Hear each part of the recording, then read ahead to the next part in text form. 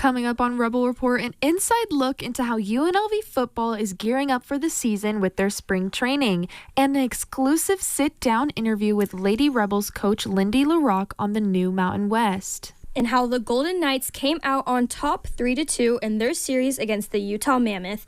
And finally, what everyone's been waiting for, Fernando Mendoza is coming to Las Vegas. Let's hear it from the man himself. I have anticipation coming to this pick, but now I'm really glad that all the outside noise is done. I'm officially a Raider.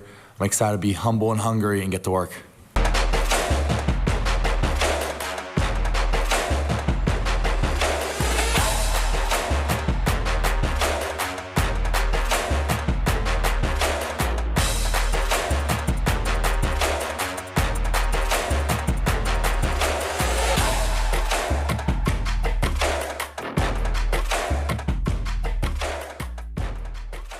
Welcome to the second to last episode of this season of Rebel Report. I'm Maya Perez. And I'm Zoe Salas, and we have a lot in store for you today. But hold on, Maya, you know what I'm wondering? What, Zoe?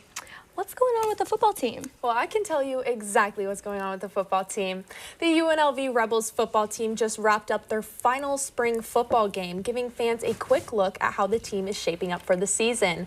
There were some big plays and a lot to be excited about. Reporters Gianna Sumjet and Braden 2K have more. We are here at Fertitta Football Complex where the UNLV Rebels host their final scrimmage for the spring season. Fans from all over Las Vegas were invited out here for free, taking a new look at the new roster and what to expect for the next upcoming season. In the stands, fans were excited to see how the team was coming together, looking for improvement on both sides of the field. I'm just hoping for them to come out with some intensity, show me that, they're a tense team and show me what they got. I'm excited to watch the quarterbacks for sure, just because I'm a quarterback. I'm hearing a lot about these two competing, so we'll see how that goes. And a little bit of linebackers just because my brother's out here helping. With expectations starting to rise, attention now shifts towards the bigger picture, how this team could carry that progress into the upcoming season. So far, as I'm having a look at their team, it seems like they will perform good. They got some working to do, but that comes with the teams. I'm pretty sure they'll perform pretty well. We'll see how it goes, though. I don't want to talk too much, and stuff might go south or north. We'll see how it goes. With spring season in the books, the Rebels now shift their focus to the fall. I'm Gianna Sumjet. And I'm Braden Sakay, reporting for Rebel Report. The Rebels showed out this weekend and will head into the summer with their heads held high, hoping to make a push for a Mountain West Conference championship this upcoming season. Speaking of Mountain West championships, the Hustlin' Rebels are looking to make a push to the postseason. Will Lewin is in the studio with more. Will? Yeah, guys, the Silver State Series didn't go UNLV's way as the Rebels dropped 2 of 3 to that team up north. Game 1 saw the Rebels fall behind early and unable to recover, but they responded Friday. UNLV edged out an 8-7 win in Game 2, holding off a late push behind timely hitting to even the series. But in the rubber match, Reno took control late, handing the Rebels the series loss. Head coach Stan Stolte addressed the challenge after the game, saying they were a tough team to play in those conditions, where they live and die by the home run, and it played right into their hands. We had a couple of our better players have bad weekends offensively, but I'll give their pitching coach Mark Moriarty credit. He really does a good job. Now the focus shifts to the bigger picture. In the Mountain West standings, UNLV sits just outside the top 6, 1 spot shy of a postseason bid.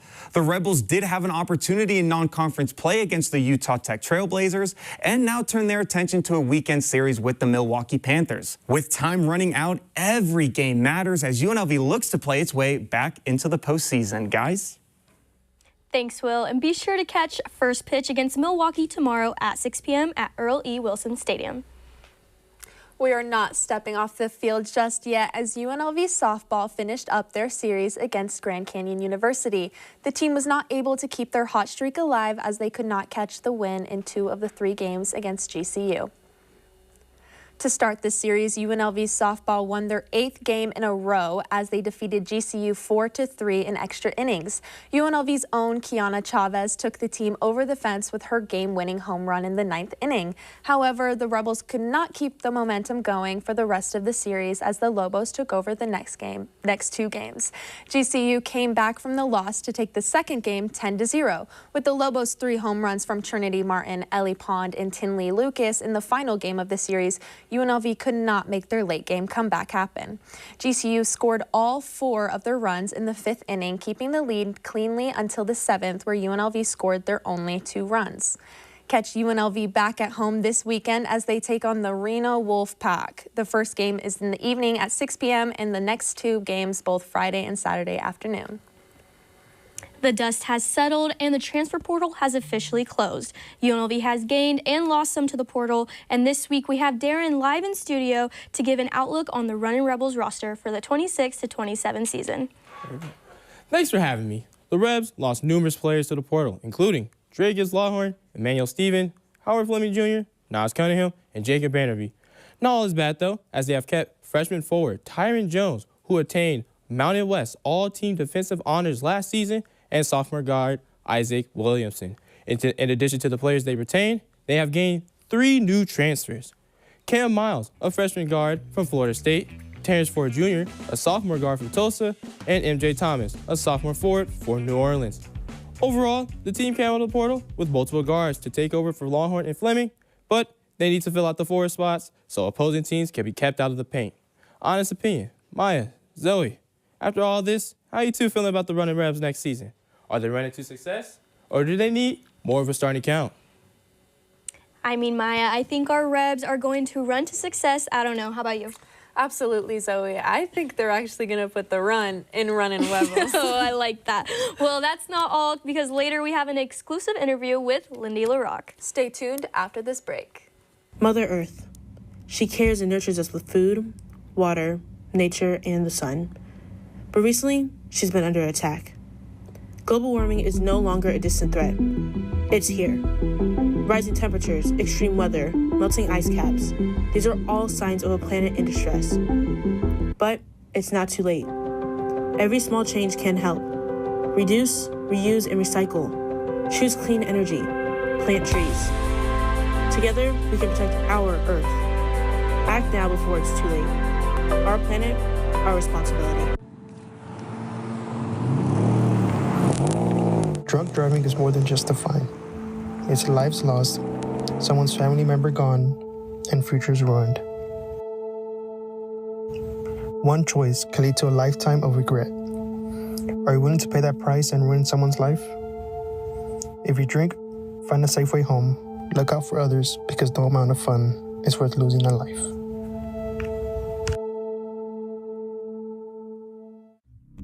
Endless scrolling. Restless nights. Exhausted days. Your body needs rest. Your mind needs sleep. Disconnect. Recharge. Wake up refreshed. Yeah. Welcome back to this amazing episode of Rebel Report. Zoe, I'm so excited for all our upcoming stories. Could you tell me what's coming up? Well, we have a ton of professional sports coming up, you know, like the NFL draft. Wait, speaking of the NFL draft, last weekend was actually the annual NFL draft, and after having many unsuccessful draft picks, this year looks completely different for the Las Vegas Raiders. Travis Dampier has more on what moves the team made.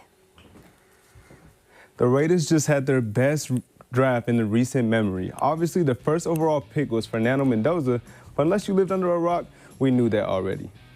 They combined readiness and potential in their picks, with one of them being the steal of the draft in Jamal McCoy. McCoy was a projected first-round pick, but was drafted in the 4th because he may not play this season.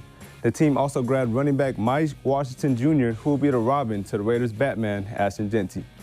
Raider fans are fired up for our next season, and our reporter, Hero Guerra, was there to witness their excitement live at team headquarters.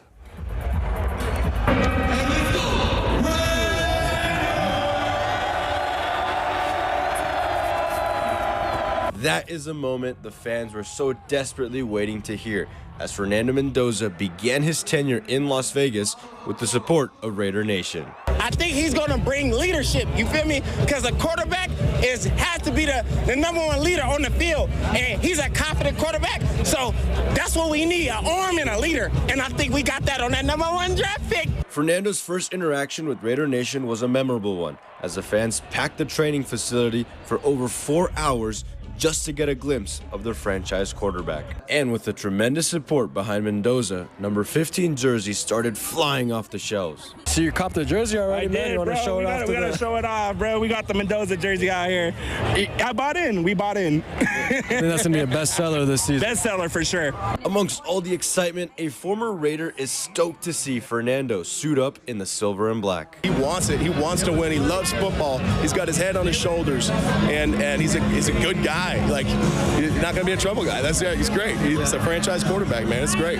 Number 15 jerseys are being sold like crazy. Raider Nation is showing out. The vibes are immaculate, and Mendoza Magic is in the air. We'll see how that plays out during the 2026 NFL season. Reporting for Rebel Report, I'm Hero Guerra. Thanks, Travis and Harrow. For updates on the silver and black throughout the season, be sure to follow at Rebel Sportsnet for all the current news surrounding your Las Vegas Raiders. Shifting from the silver to the gold, let's jump into how your Las Vegas Golden Knights are holding up in this year's Stanley Cup playoffs. The thrilling series between the Vegas Golden Knights and the Utah Mammoth continues to deliver as Game 5 was back and forth all night. A hat trick for Pavel Dorofeyev with under a minute left in the game kept Vegas alive, tying it 4-4, taking it to overtime, and Jack Eichel assisting 2 of those goals. A hard-fought battle pushed into a second overtime where Brett Howden secured the 5-4 win, giving Vegas a 3-2 series lead. Yeah, overtime's awesome. It's fun. Double overtime is what it is, but it was a big one.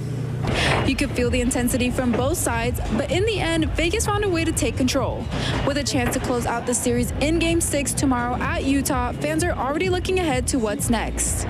Head back to Utah and win the series at 6. And then we play the winner of the Oilers and the Ducks. And if we win that, I think we got a good chance against the Colorado Avalanche. It's going to be ups and downs, but yeah, we're gonna do it this year. We are. Get in the cup. What a great game between Vegas and Utah, but there's been some great action around the league as well, with the Stanley Cup playoffs continuing to unfold. Nate Olson has more on the playoff bracket. Thanks, Alexa. I hope my playoff beard is grown in nicely, but if not, I still have time as we are still in the first round of the NHL playoffs. I got the bracket behind me. Let's take a look at the West Coast. The Avs complete the sweep against the LA Kings. Kings put up a fight, but the President's Trophy winner was just a little too much for them. Then you have the Wild versus the Stars. These are 2 teams that could win the Cup this year, and it sucks they're playing in the first round, but it is peak hockey. That series is going 7 games. And then you have the Vegas Golden Knights versus the Utah Mammoth. Vegas wanted to get this one done early, but it's hard to beat Utah right now and hard to beat Utah at home. This one might go 7. Then you have the Anaheim Ducks and the Edmonton Oilers. The Ducks are 1 win away from winning that series. And hey, Oilers, if you lose cups in the back-to-back years and they get bounced in the first round by Anaheim, big changes are coming to Edmonton. And moving out east, you have the Buffalo Sabres and the Boston Bruins. Buffalo, it took you 15 years to get to the playoffs, and you're 1 game away from moving on. You need to win that game. Do not let the scrappy Boston Bruins back into this series. Then you have the Montreal Canadiens and the Tampa Bay Lightning. These 2 teams hate each other and skate well against each other. All but 2 games in this series have gone to overtime. That one is going 7 games. Then you have the Carolina Hurricanes versus the Ottawa Senators. And no surprise there, the Canes sweep the Senators. No firepower in Ottawa, and the Canes are a Cup favorite in the East. And to finish it all up, the Battle of Pennsylvania, where the Philadelphia Flyers beat the Pittsburgh Penguins in 6 games, giving us our first matchup of the second round, the Carolina Hurricanes versus the Philadelphia Flyers. Hey, still 13 teams battling for Lord Stanley's Cup, and this is going to keep on going until June. Zoe? Well, thank you so much, guys. It's surely the best time to be a medieval maniac. The Las Vegas Lights FC battled it out last weekend against AC Boise and have an exciting event coming up. Our very own Ariel Meza has more info on the Las Vegas Lights. The Las Vegas Lights FC opened up their USL Cup campaign with a frustrating result, drawing 1-1 with AC Boise before falling in penalty kicks. Facing a lower division opponent, this was a match where Vegas was expected to take control, but instead they were pushed all the way to the brink. The Lights found a breakthrough during regulation, but couldn't fully put the game away, allowing Boise to hang around and eventually force the shootout. And in penalties, Vegas couldn't convert enough chances, and the upset was complete. It's a tough way to start tournament play, especially against a side from a lower division. And it raises questions about consistency and finishing in key moments. What we need to improve, I would say straight up just our winning mentality. We need to go out there and just win the game. Like, there's some part of it that's just determination to get the business done, and we need to start doing that. Now the focus turns forward as the Lights return home to take on Lexington SC in a match that brings more than just points on the line. It's UNLV night at Cashman Field. With the home crowd behind them and some Rebel spirit in the building, the Lights will be looking to bounce back and make a statement. Kickoff is set for 7:30 p.m. on Saturday night. So Zoe and Maya, can I expect to see you guys at the game? You definitely can. UNLV Night at Cashman will feature guest appearances from our very own Rebel athletes and guest shooters at halftime as part of the night experience. So make sure to secure your tickets as soon as possible and support both our Rebels and the Lights FC. The Aviators were finally back home last week, and they took on the Salt Lake Bees. This 6-game series brought plenty of action as the Aviators and Bees went head-to-head. Las Vegas showed strong power on the plate, coming together as a team with big innings and capitalizing on big key moments. Meanwhile, Salt Lake kept things competitive with non-stop hitting and perfect pitching, making every game a battle into the innings. But across the series, things started to shift multiple times as the Aviators were leaning into offensive depth, while the Bees responded with a stronger comeback. Fans across the stadium saw a mix of high-scoring games and a tight contest with strengths and weaknesses highlighting the whole series. And at the end of the series, both teams had a separate 3 wins in the 6-game series. Currently, the Aviators are away playing the Tacoma Rainiers at Shaney Stadium.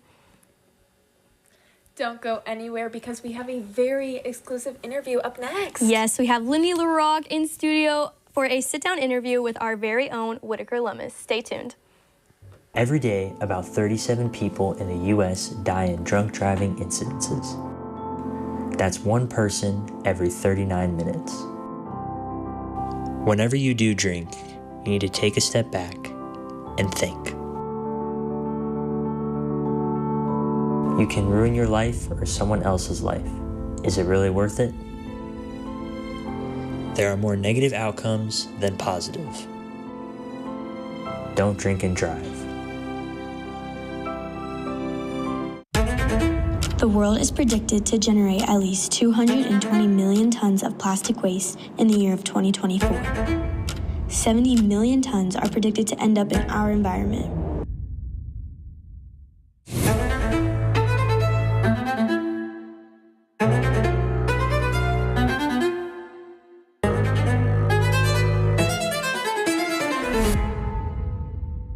It's not hard to do.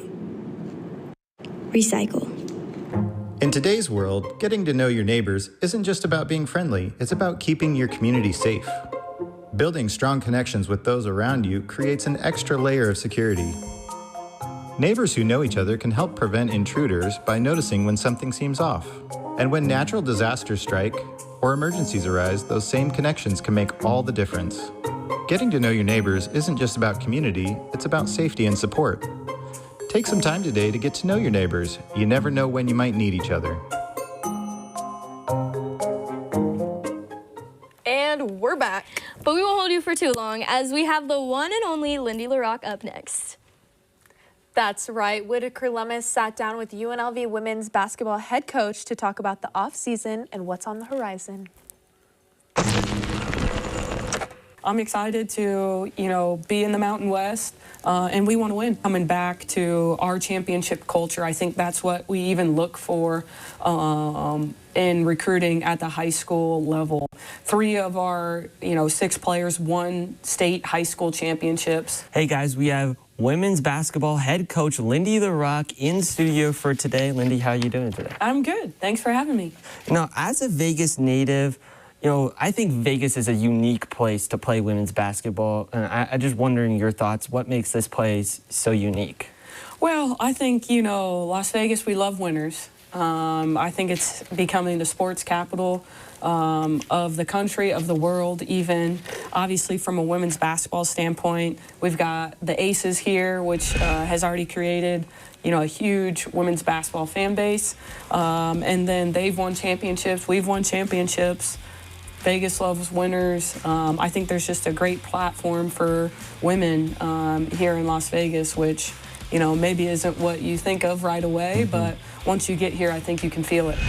Your motivation for doing what you do is your connection to the young people. How does that shine through when you're going through specifically like high school recruiting and recruiting these like 18, 19-year-old kids? Yeah, I think, recruiting is the lifeline of this job, of basketball, of really sports. And so it's all about building relationships. And I think those are the things that I really enjoy, is investing in the communication and building relationships. And so for the young people, I feel like that's where I can have a great impact and, get to know their families and really what inspires them. And then how can I help take them to the next level? How can I help mentor and guide and develop them, not just through basketball, but through life as they continue to grow and mature and be great citizens and role models, especially for other young girls. Speaking of young people, you brought in 6 new players. I think you said it was one of the most talented signing classes you've ever put together here. Yeah. Is there one trait that they all shared that led them to you recruiting them and obviously coming here? I think that's a great question. And, kind of coming back to our championship culture, I think that's what we even look for in recruiting at the high school level. 3 of our, 6 players won state high school championships at the highest level in their states. And that's not the only thing, that we look for, but just really that championship DNA, that they value winning, that they have obviously great skills on the court, but that the teams that they're on win, because I think winning is a skill. And you've got to be invested. You got to know how to sacrifice. You got to know how to do that for your team. So the earlier they can figure some of those things out, the better it helps our culture once they get here. So sticking with the theme of kind of young players, but not high school, we're going more to like the sophomore, junior, senior. You retained a couple of your players from last year and also brought in a couple. Do you have to like kind of re-recruit these people just to stay in the stage of NIL? Yeah, I think that's some of the beauty of it. I think we have to continue to foster and build our relationships, even with our current players, and as we should, honestly. I think we have a great university. We have a great program. We have a great athletic department, but we want people that want to be here. We have to create an experience, an environment that they want to be in. So everything from our fans to our administration, we've been very aligned in how we can continue to retain our top talent and bring in great talent that values what we're doing and what we have to offer. So, being able to keep our best players here at our school has been a huge priority. I'm grateful that we've been able to do that. And then to bring in more good talent around them, honestly, is just a testament to our staff and our university of all the great things that we have to offer here at UNLV. With the Mountain West being shaken up this year and a couple teams moving to the Pac-12, a couple teams joining the Mountain West, is there any location you're like kind of hoping to go to? I know Hawaii just got added as a full-time. I'm never going to complain about going to Hawaii. Somehow I'll probably figure out how to make it a longer trip maybe, but I'm excited to, be in the Mountain West. And we want to win. Well, thank you so much for coming on today. That's all the time we have, and good luck next season. All right. Thanks, Whit. Appreciate it. Thanks, Whit. Make sure to stay up to date with all the latest Rebel sports regarding our Lady Rebels on our Instagram at Rebel Sportsnet. Well, basketball season has officially been extended and the WNBA is finally back in season. This weekend marked the beginning of the preseason for the Dub. We pass to reporter Soraya with a recap of the start of their season. Great news. The W is back in season and it has started out strong with 4 games this past Saturday. Let's get into the stats. close 78-76 win against the Seattle Storm at home, with Veronica Burton and Mila Sowa scoring 14 points each. Moving up to the East Coast, the Minnesota Lynx upset the Washington Mystics at home, 77-66. But the standout performance came from newly drafted Mystic center Lauren Betts. Continuing in the East, where the New York Liberty took an 18-point at-home loss to the Indiana Fever, losing 91-109. Veteran Breonna Stewart was no match for the Heat of the Indiana Fever. And the final pit stop over in the Midwest. Another close game with the Phoenix Mercury narrowly overcoming the Chicago Sky, 108-104, the best game of the preseason so far. Chicago Sky's Hanley Van Lith and Gabriela Jaquez combined for 32 points, while Mercury's Kalia Cooper and Kiana Williams combined for 35 points. Whew, that was a lot to recap. But with the preseason just starting, there are more games on the way. The Indiana Fever have a chance to continue this new win streak today against the Dallas Wings. But will the new WNBA A couple be enough to cool down the Fever? What do you think, Maya and Zoe?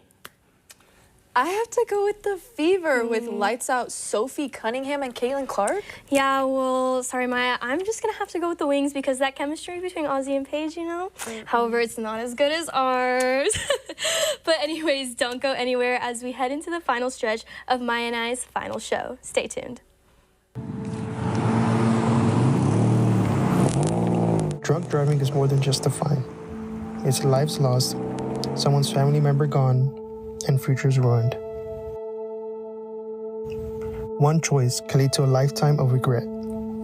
Are you willing to pay that price and ruin someone's life? If you drink, find a safe way home. Look out for others because no amount of fun is worth losing a life.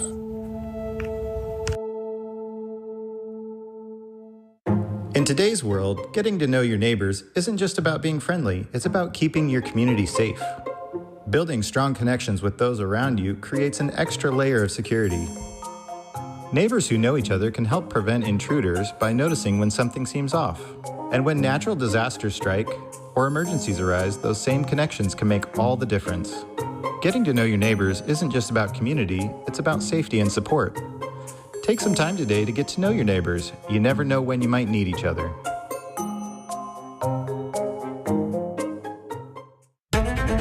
The world is predicted to generate at least 220 million tons of plastic waste in the year of 2024. 70 million tons are predicted to end up in our environment.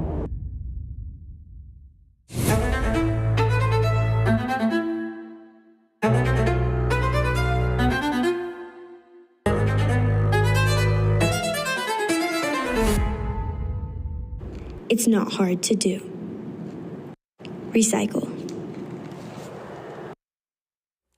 Welcome back as we near the final laps of today's episode. The month of May is upon us. That's right. The sun is shining, birds are chirping, and engines are roaring as reporter Kelly Johnson has more on why the month of May is just so special. That's right, guys. May is here, and for motorsport enthusiasts, this is our Christmas. One of the crown jewel races also takes place this month. That is the Indy 500. Before that, the Indianapolis Motor Speedway hosts their road course race, which is sort of a preview for the big race. Now, last year, Alex Palou took home both wins. He secured his first Indy 500, which led to his fourth championship, and he also took home the road course race. Now, going into this year's Indy 500, Alex Palou is still leading the championship, but it hasn't been easy for him. After a mishap in Phoenix with Rinus VeeKay, Joseph Newgarden took home that win, taking over the championship lead. In Arlington, Kyle Kirkwood took home the win, putting himself in the championship lead as well. However, Palou bounced back with 2 wins, one in Alabama at the Barber Motorsports Park and 2 weeks ago in Long Beach. The Indy 500 is one of the most punishing races. Last year, we saw multiple DNFs with Kyle Larson spinning out, taking out Stingray Robb as well. Scott McLaughlin spinning out on the formation lap. Alex Rossi, his car catching on fire. The Indy 500 is a race that no one can forget. Yeesh. Hopefully no cars catch on fire this time. Yeah, I cannot wait to see if Palou wins back-to-back. Thanks for that, Kelly. But moving from the track to the ring, the U.S. Open Wrestling Championship Tournament just took place over the weekend, and the talent at every level was high. The biggest standout of the tournament was the 2017 U20 world champion and 2024 Olympian Kamal Bey, who moved up a weight class from 77 kilograms to 82 kilograms and absolutely dominated his bracket. Bey competed against Fritz Scherl in a best-of-3 final where he ran an absolute clinic and put away the match in just 2 rounds. Other big names that stood out were Luke Liljedahl, who got a last-second pin over Spencer Lee, and Bo Bassett, who won by technical fall over Joey McKenna in the finals. All the tournament winners from the U.S. Open will move on to wrestle at Final X for an opportunity to represent the USA World Team. Well, it feels like we only have a few minutes left, and you know what time it is. Maya's Minute. Maya, what's happening this week? Welcome back to Maya's Minute Anchor Desk Edition. I mean, who doesn't love a good Maya's Minute at the desk? But nonetheless, let's slide straight in with our softball team. From April 30th to May 2nd, softball will be locking in to destroy those no-good pack of pups up north in a 3-day series with times ranging from 6, 3, and 1 p.m. And don't go anywhere because May 2nd will be their senior night. Switching on over to baseball, our Hustlin' Rebs will be hopping on to the 3-day series bandwagon, with theirs being from May 1st to May 3rd against Milwaukee. Their games will be later in the day at 6:05, but the finale will start at 11:05 a.m. Morning game. Yippee! May the 4th be with you in our men's golf team, who is competing in an all-day in the Mountain West Championship. We wish them the best of luck in their 3-day tournament. May 5th, you guessed it, the Hustlin' Rebs host BYU here at home. And can you guess the time? If you said 6 p.m., you are correct. Finally, to finish out our week, May 6th and 7th, wink, wink, it's softball's Mountain West Championship. But that's to be determined, so check it out on their schedule, or you could tune into Maya's Minute next week to see what's going on. But unfortunately, that's it for Maya's Minute Anchor Desk Edition. I hope you enjoyed your trip through this next week of sports, but the journey ends now with Zoe and I. Zoe, how'd you enjoy that minute-long break? Oh my gosh, well, Maya, I enjoyed that quick breather, but I'll forever miss anchoring the show and Maya's Minute, of course. Me too, Zoe. I can't believe we've been in Rebel Report for 2 years now. Same, anchoring, reporting, a little bit of editing. I'll miss it all. Well, Zoe, to celebrate, I got us something special. So cute! I can't wait to eat it. Unfortunately, that was it for today's episode. Signing off for the last time anchoring, I'm Maya Perez. And I'm Zoe Salas. Make sure to tune in next week for our season finale and our special goodbye to everyone graduating. Go Rebels!